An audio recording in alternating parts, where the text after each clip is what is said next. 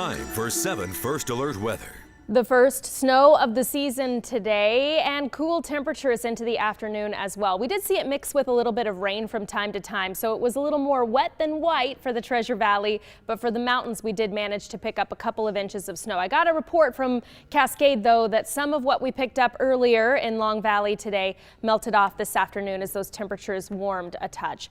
Satellite and radar showing that we still have some light spotty scattered snow showers for our higher elevations working through, but ultimately as we loop back through the last 3 hours or so, you see that our conditions are drying and eventually we'll be clearing the skies out overnight as well. So when you have the moisture that we saw today and you get clear skies, you get radiational cooling, you can sometimes get fog to form. So we're waking up to the potential for fog tomorrow morning. That could be locally dense, and that's especially more likely to be locally dense for many of our mountain valleys. And then we'll see lows tomorrow in the mid-20s for the Treasure Valley. So it's a cold start to the middle of the week. It's a cold finish to Wednesday as well. Magic Valley forecast tomorrow, mid-20s to start the day, topping out with highs near 40 degrees. For the mountain locations, we get the sunshine back in across the area, so that does maybe warm the temperatures up for many of our mountain valleys by a degree or two when compared to today. For the valleys, though, keeping it cool tomorrow, low to mid-40s. That's all the warmer that it gets in the afternoon. Hopefully that sunshine helps it feel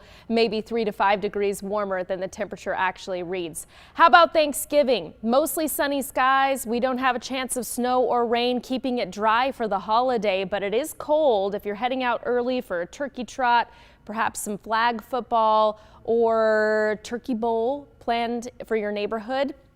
In the mountains for the forecast, not the best news for skiing, snowboarding season. I understand that, but it is decent news for anybody who's planning on heading up an elevation for the holidays. So for travel, this is great news. Quiet travel, and that's really across the entire country. Quiet road travel, this at least weather not affecting travel. Getting into the weekend, slight chance for seeing some snow showers. That would really be for our northern zones. And I got to show you this forecast as we head out all the way into next Friday. So we're looking at December 3rd here.